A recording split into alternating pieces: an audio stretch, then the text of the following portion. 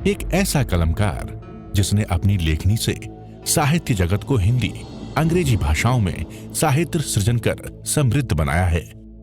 आपके कुशल आध्यात्मिक नेतृत्व में युगीन समस्याओं का समाधान एवं संगठन के लिए केंद्रीय व्यवस्था के अंतर्गत श्रमण संघ विकास फंड द्वारा साधु साध्वियों की सेवा, शिक्षा, स्वास्थ्य, संगठन हेतु महनीय कार्य किया जा रहा है। ये अनुपम महापुरुष अपनी ध्यान साधना से, अपने चिंतन से, अपने पुरुषार्थ से संसार को एक नए उजाले की ओर ले जा रहा है। उजाला ज्ञान का। हमने आकार को महत्व दिया, निराकार को महत्व दिया। आकार तो ये है शरीर, सबका शरीर का आकार है, मेरा है, आपका है, नाम है। हम किस में जीते हैं? उस आकार में जी रहे हैं। बच्चा बड़ा हो जाता है, माता पिता उसको पढ़ाते हैं, बढ़िया से बढ़िया एजुकेशन देते हैं, फॉरेन में भेजते हैं, एजुकेशन देते हैं, और फिर इनकम कितना पैकेज मिलता है? 50 लाख, 1 करोड़, 2 करोड़, 4 करोड़, उस पर सारा जीवन चला। पर बच्चों को संस्कार ही नहीं दिए, जो संस्कार भारत की संस्कृति के हैं, जो जैन दर्शन के हैं, जो महावीर की साधना के हैं। बच्चों को संस्कार दो, बच्चों को पास बिठाओ, बच्चों को ध्यान करवाओ। आप सुबह उठ करके कितना घंटा ध्यान करते? एक कमरा बनाओ अपने घर के अंदर, उसको अलग रखो, सामायिक रूम रखो, ध्यान का कमरा रखो, इकट्ठे बैठ करके।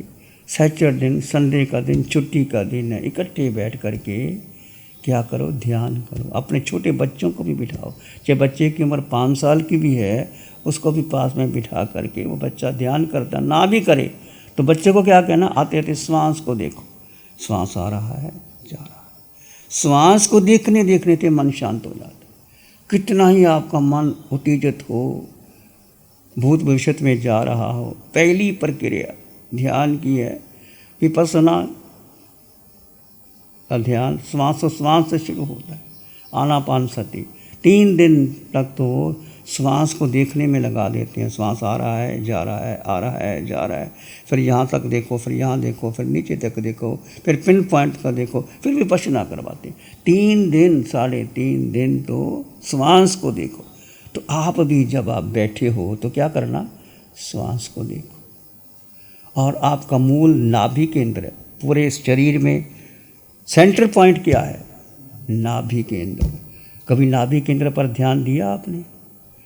5 मिनट जब आप रात को लेट जाते हैं तो श्वास आ रहा है, नाभि पर अपना हाथ रखो, नाभि के स्पंदन का अनुभव करो। सारी जो नर्वस सिस्टम है वो नाभि से जुड़ी हुई है। पहले आपको समझ में नहीं आएगा, धीरे धीरे समझ में आएगा। 10 दिन, 15 दिन के बाद नाभि का स्पंदन होगा, वो ऊर्जा आपकी ऊपर जाएगी और धीरे धीरे केंद्र खोलेंगी। पहले मूलाधार, स्वादिष्टान, ये नाभि चक्कर, हार्ट चक्कर, फिर विशुद्धि चक्कर, फिर आज्ञा चक्कर, फिर 7 चक्कर है।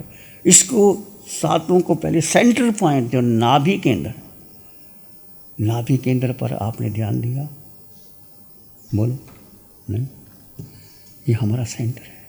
अब देखो, जब भी आप कार चला रहे होते हैं और कोई एक्सीडेंट होता है या आपको डर लगता है तो पहले धक्का कहाँ पहुँचता है? नाभि। नाभि का संकुचन होता है, प्रसारण होता है नाभि से, फिर वो शक्ति कहाँ जाती है? दिमाग में जाती है। तो नाभि केंद्र सबसे महत्वपूर्ण है, आपका केंद्र। तो क्या करना है? रात जब आप विश्राम करते हो, सोना कैसे? योग निद्रा। जैसे यहाँ शिविर चल रहा है, 20 मिनट की, 25 मिनट की योग निद्रा होती है। आप अपने घर में योग निद्रा लगाओ, लेट जाओ। योग निद्रा का मतलब है ऐसा निद्रा है जो योगी लेते हैं। जैसे योगी लोग सोते नहीं, वो जागते रहते हैं। जागने का मतलब है वो कोई पहरादार नहीं देते, वो लेट जाते हैं, शरीर को लिटा देते हैं, फिर जड़ और जीव का भेद करते हैं। फिर जो कर्म निकलते हैं उदारक शरीर पर वेदना होती है और शरीर अकड़ता भी है, उसको जानो और देखो। योग निद्रा पर करने पर आपकी बहुत बहुत कर्म छट जाते हैं, निर्जरत हो जाते हैं। योग निद्रा करो, फिर आप बैठे हैं, आपको नींद नहीं आ रही तो सीधे लेट करके नाभि पर ध्यान रखो और आते जाते श्वास पर नाभि केंद्र उसमें उछाल होगा। नाभि केंद्र को जागृत करिए और यदि आपने केंद्र जागृत कर लिए तो आपकी आगे आसान हो जाएगी ऊर्जा। तो कोई बड़ी बात नहीं, रात को लेटे हैं, नींद नहीं आती, लेट करके अपना राइट हैंड नाभि केंद्र पर रखो और नाभि केंद्र पर रखते हुए नाभि के स्पंदन का अनुभव करो। हो सकता है 2 दिन, 4 दिन, 10 दिन लग जाए, धीरे धीरे आपका स्पंदन अनुभव होगा, आपकी ऊर्जा ऊपर जाएगी और धीरे धीरे ऊपर बहेगी और नाभि केंद्र आपका जागृत हो जाएगा। ये सेंटर से शरीर का सारी नर्वस सिस्टम है वो नाभि केंद्र है। हम जब जुड़े हैं, जब आप गर्भ में थे तो किससे जुड़े थे? नाभि से जुड़े थे, माँ की नाल से जुड़े हुए थे और माँ जो खाती थी बच्चे को वही मिल जाता था। और जैसे 9 महीने पूरे होते हैं, बच्चा बाहर आता है तो पहला काम क्या करता है? जो नर्स वो डॉक्टर है क्या करते हैं? वो नाभि का कनेक्शन काटते हैं। बच्चा रोता है, क्यों रोता है बच्चा? जब बच्चा अंदर में था तो माँ श्वास लेती थी, बच्चे को श्वास मिल जाता था, माँ जो करती थी वो मिल जाता था। बाहर आया तो बच्चा रोता है, क्यों रोता है? कि बच्चे को तकलीफ़ हो, श्वास नहीं आ रहा है। और बच्चा रोता है तो श्वास, फेफड़े धड़कते हैं, फिर वो श्वास शुरू कर देता है लेना देना। ये सब प्रक्रिया है जनरल नॉलेज। और अब बड़ी बात कहता हूँ, जब बच्चे का जन्म हुआ तो कहाँ रखना चाहिए बच्चे को? कहते हैं 40 दिन तक तो पहले माँ की बड़ी तपस्या होती है, माँ को अलग रखते थे, या तो घी का दिया जलाते थे, वही घी के दिए जलाते थे तो बच्चों को वो घी के तेल की वो रोशनी मिलती थी और बच्चे की आंखें स्वस्थ रहती थी। आजकल तो हॉस्पिटल में जन्म होता है और कितनी लाइटें होती हैं ज़बरदस्त, और बच्चा सहन नहीं कर सकता, तो बच्चे की आंखें पहले ही कमज़ोर हो जाती। ये हमारी भारत की संस्कृति का विज्ञान बहुत महत्वपूर्ण है। पहले ज़माने में घर में डिलीवरी होती थी, अस्पताल जाते नहीं थे, कोई दाई आ जाती थी, नॉर्मल डिलीवरी हो जाती थी, माँ को पीड़ा होती थी। और जो माँ जानती है जब बच्चे को जन्म देती है, माँ का भी दूसरा जन्म होता है, बच्चे का जन्म नहीं, माँ का भी जन्म होता है, माँ बच्चे की बनती है। तो उस समय जो माँ पीड़ा सहन कर लेती है कि सिजेरियन होता है, माँ को पता ही नहीं, बच्चे को बाहर निकाल देते हैं और टांका लगा देते हैं, फिर कह देते हैं घी नहीं खाना, ये नहीं खाना, वो नहीं खाना। पहले ज़माने में अच्छी डाइट देते थे, घी देते थे, सब कुछ देते थे, हष्ट पुष्ट होते थे। पहले बीमारियां कितनी कम थी, 80-80 बरस के, 50-50 बरस के बुज़ुर्ग लोग, बीमारियां नहीं आती थी। बहुत से कारण है, एक कारण मैं नहीं कहता, आज का खान पान बदल गया, आज का आहार बदल गया, आज का जो अनाज है वो बदल गया, अब फल बदल, जो कुछ भी है सब फर्टिलाइज़र आ गया, ज़्यादा फसल आए हम वही लेते हैं। कोई भी चीज़ आप बिन को जब आप कोई भी इस्तेमाल करते हैं, चाहे फल है, सब्जियां है, उसको अच्छी तरह से धो, उसके ऊपर से जो भी लगा है उसका फर्टिलाइज़र का द्वारा उसको दूर हो जाना चाहिए, फिर उसको ग्रहण करना चाहिए। तो बातें ये मूल्यवान बातें हैं। आप अपने जीवन को साथ दो। और कितना समय आप अपने को देते, बोलो?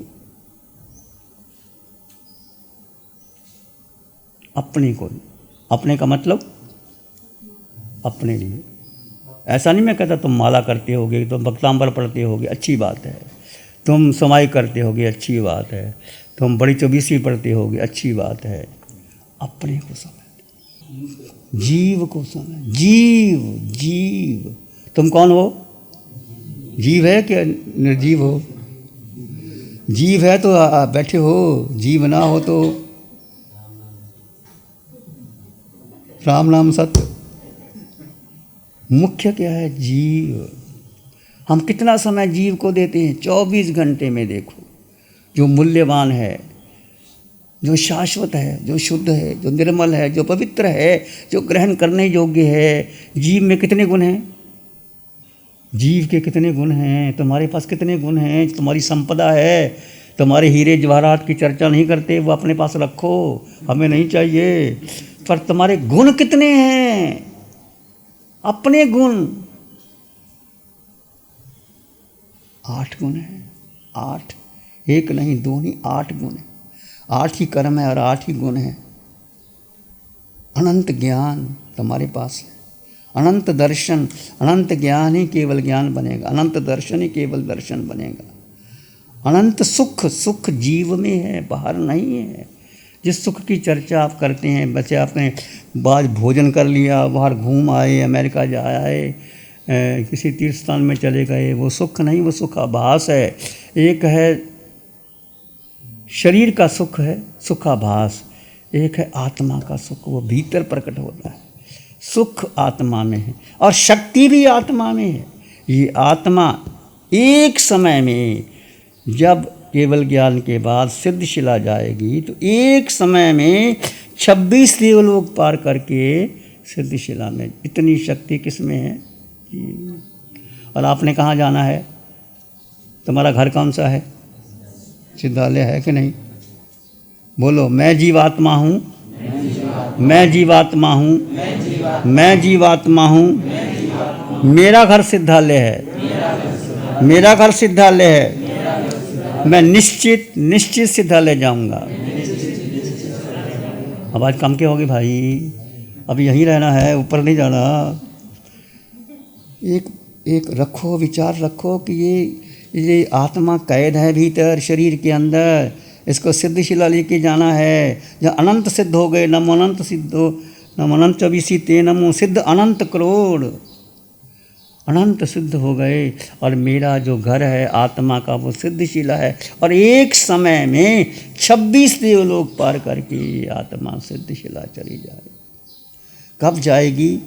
जब भगवान महावीर की साधना को, अरिहंत परमात्मा की साधना को अपने जीवन में अला। कम से कम 2 घंटे का समय तो दो अपने लिए, ज़्यादा नहीं कहते। और कुछ ना करो, जो तुम करते हो अच्छी बात है। ध्यान करो, साधना करो, खुली आंखों से ध्यान करो, जड़ जीव का भेद करो। जैन दर्शन के कितने सिद्धांत हैं? कितने?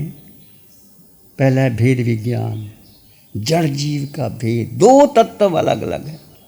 ये शरीर, हमने शरीर को, इसमें आकार है शरीर, जैसे मुनि का शरीर, इसमें मन है, बुद्धि है, इंद्रियां हैं। इसके भीतर क्या है? निराकार आत्मा। वो सिर के सिरे से पांव के अंगूठे तक, यहाँ भी आत्म प्रदेश, यहाँ भी सब जगह।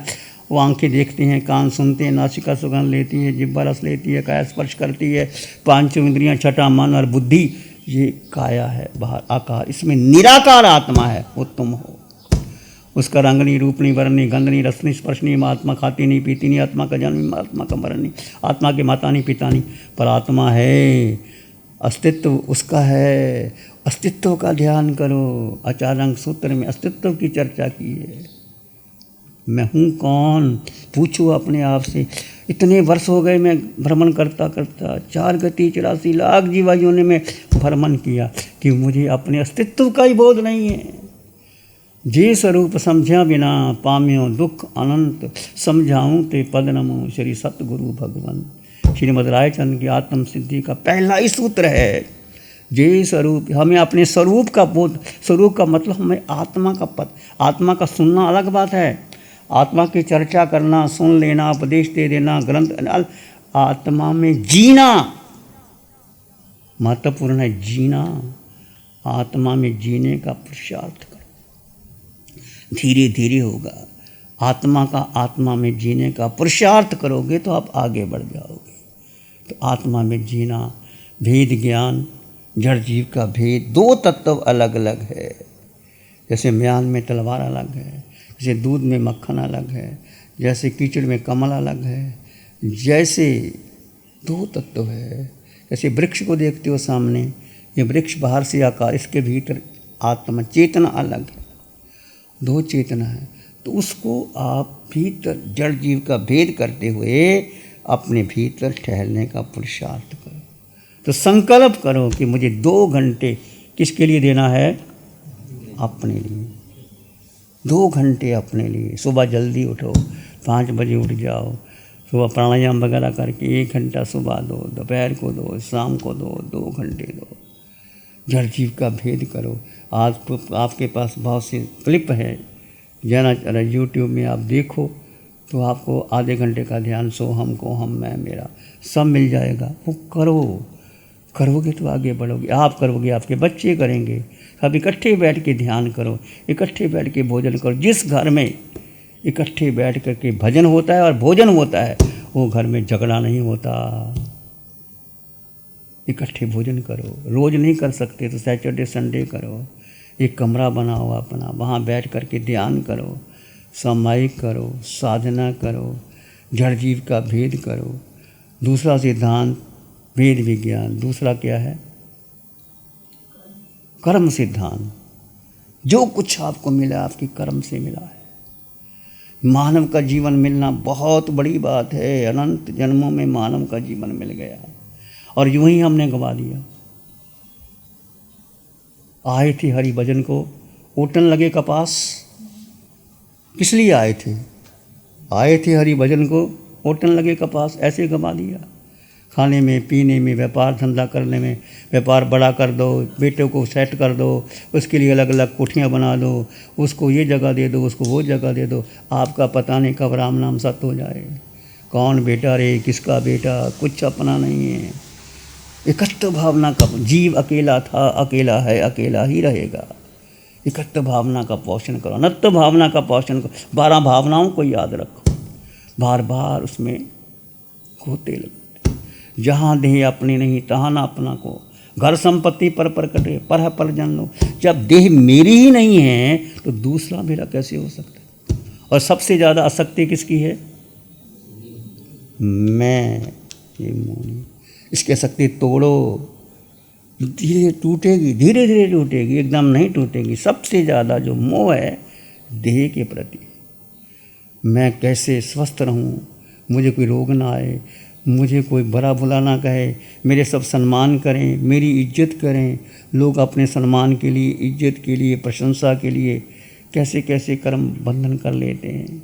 हिम्मत सचेव जीवियस बंधन परिबंधन, माना नहीं पूजना है। 7 कारण से जीव कर्मों का बंधन करता है। जीने के लिए, मरने के लिए, पूजा के लिए। इस प्रकार जो हम कर रहे हैं, विचार करो, चिंतन करो कि कितना समय जीवन का रह गया।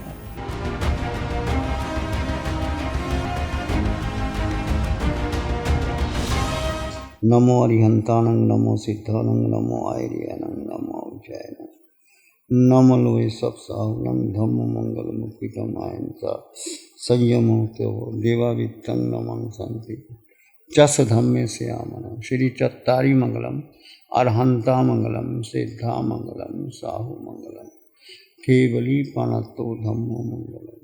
चत्तारी लोग उत्तम, अरहंता लोग उत्तम, सिद्धा लोग उत्तम, साहु लोग उत्तम, केवली पणतो धम्मो लोग उत्तम। चत्तारी शरणं पवज्जामि, अरहंत शरणं पवज्जामि, सिद्धे शरणं पवज्जामि, साहु शरणं पवज्जामि, केवली पणतं धम्मं शरणं पवज्जामि। चारे शरण दुख हरण जगत में, और न शरण कोई होगा। जो भव्य प्राणी करे आराधन, उसका अजर अमर पद हो। पिछले 60 सालों से केजीओसी ग्रुप अपनी 4 ब्रांड कोहे, कंगारू, म्यूनिक्स और माइल्स के माध्यम से हाई पोजीशन प्रोडक्शन के द्वारा दुनिया में जाने माने लार्जेस्ट मैन्युफैक्चरर्स में से एक है। जैसे staplers, staple remover, paper punch, gun tacker, app tool, geometric tools, stitch wire और किचन में यूज होने वाले प्रोडक्शन से दुनिया के लगभग हर देश में उपलब्ध है। ये प्रोग्राम केजीओसी ग्रुप के सौजन्य से प्रस्तुत है।